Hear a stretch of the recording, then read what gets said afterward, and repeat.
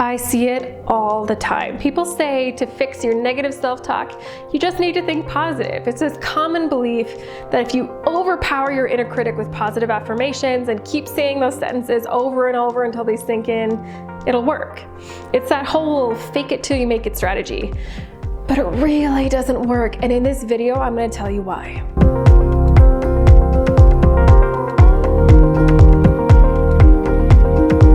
Welcome to Let's Talk Self-Talk. I am your guide, Heather Thatcher, and I am so grateful that you're here. Thank you for joining me.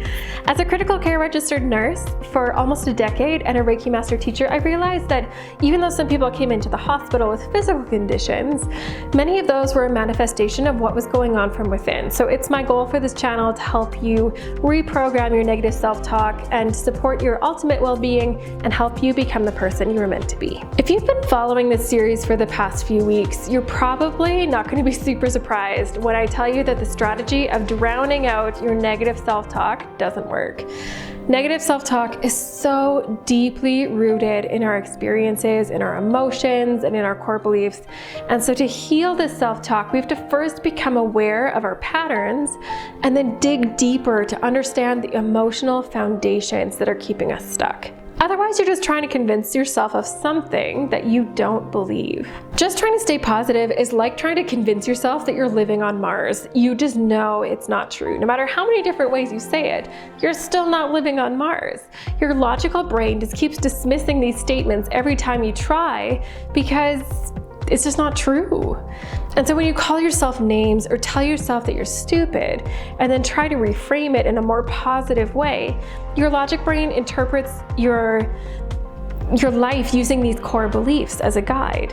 And so it's going to dismiss these positive affirmations as quickly as you would dismiss those thoughts that you're living on Mars. You don't believe it to be true, so how do you expect to trick your brain and your heart to go along with it?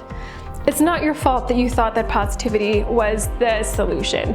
It's all over social media, in books, in news, and lots of gurus and experts are saying it as well. You're being told all the time that positive thinking and high vibes are always the solution.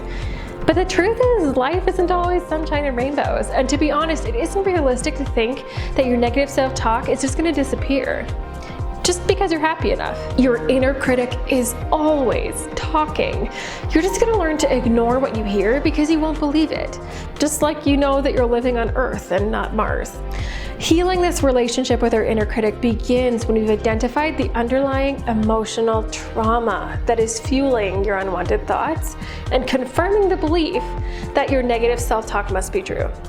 So here's what I mean.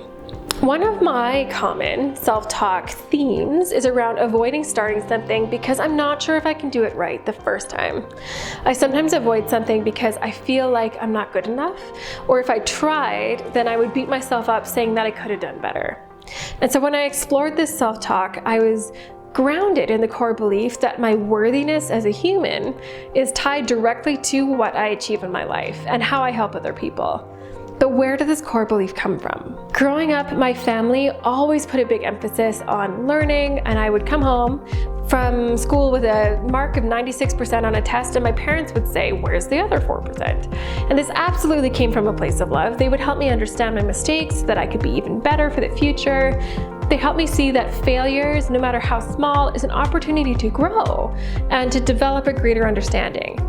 But at the same time, this also started to ingrain this self-belief in me that no matter what I'd accomplished, I could still do better.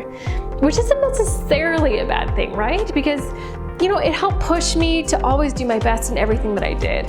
The other edge of the sword, though, is that I slowly started believing that whatever I had accomplished was never enough. And this emotional trauma then formed the core belief that no matter what I'd accomplished, I could do better.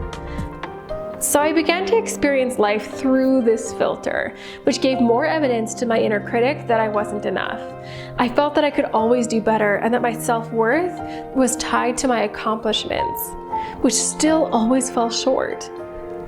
I'm happy to say that I'm healing this core belief, and this one is an ongoing journey for me because this one's so deeply rooted in my being.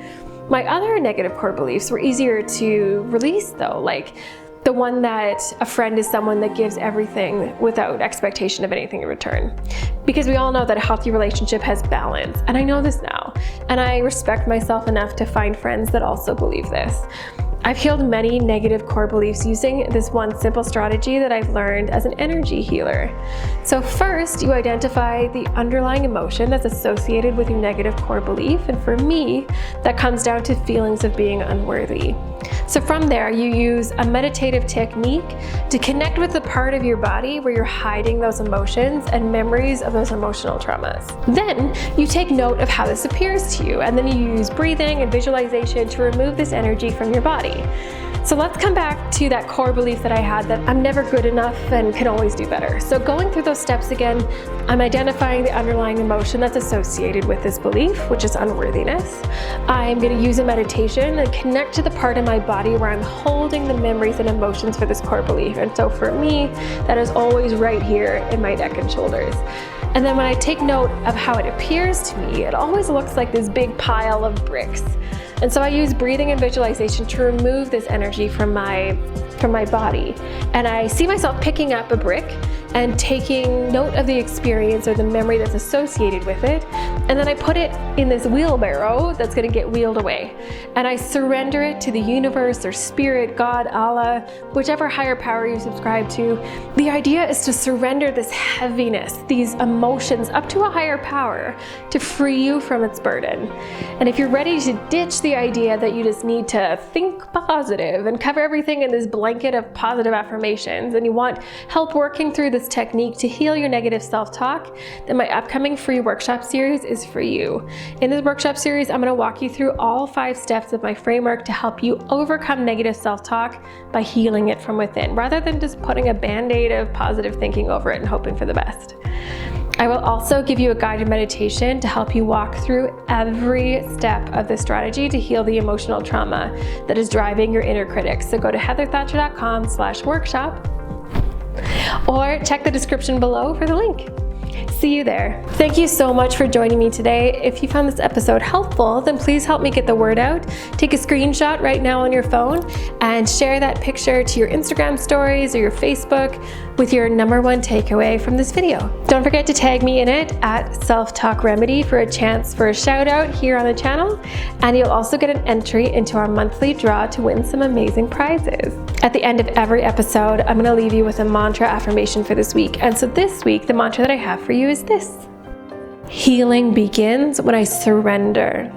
I wish you all the peace, love, and light this week, beautiful soul. I will see you next Tuesday.